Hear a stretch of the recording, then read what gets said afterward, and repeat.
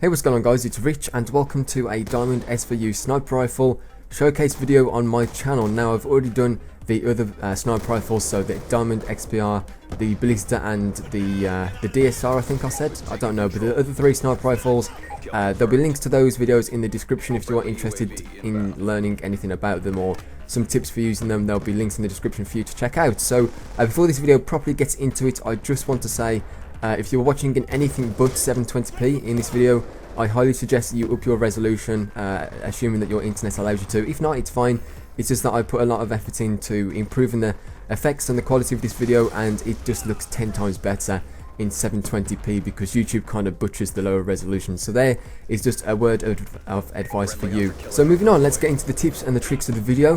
The Diamond SVU is the last sniper rifle that I managed to get the gold camouflage for, and that's typically because I don't really like the spam snipers that are in the Call of Duty series, and I kind of leave them till last if I want to do any kind of challenges on them. But I do have some tips for you guys if you are looking to get this gold camo and you're trying to get those one-shot medals. A lot of the questions that I get asked are about my render settings, and the second most asked question is, you know, can I add you, what's your sensitivity, things like that. And then the third one is, how did you do the one-shot medals for the SVU? So let's go and, you know, talk about that for a while. They've got two main choices.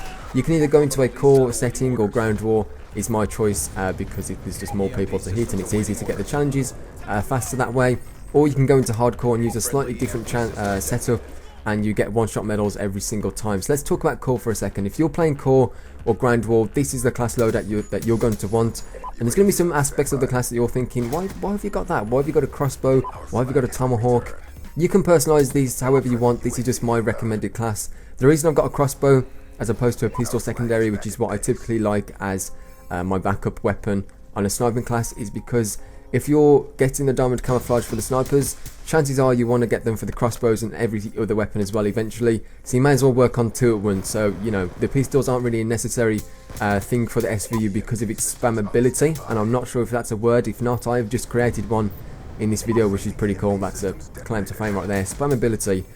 So the pistols aren't really that necessary, but you can change this up. The perk toughness and the attachment, the ballistic CPU, go together very well. You can use those in conjunction, and you know, I like the dual band scope as well, so I've just got that one in the class loadout that you can see. And if you're playing hardcore, which is, you know, I like to change things up a little bit. Sometimes I go into ground war to get them, and other times I'll just go into hardcore just to make sure I get the one-shot kills. This is a class loadout that you're going to want the ballistic CPU with the suppressor, and because I'm using the suppressor, I like to use Ghost. And other changes include the 5.7 pistol as a secondary because, you know, it is a lot better to have a secondary as a pistol in hardcore modes. The Bouncing Betty and Scavenger. The reason I swapped out toughness is, chances are if you're getting damaged in hardcore, you're going to die anyway, so toughness never really comes into effect.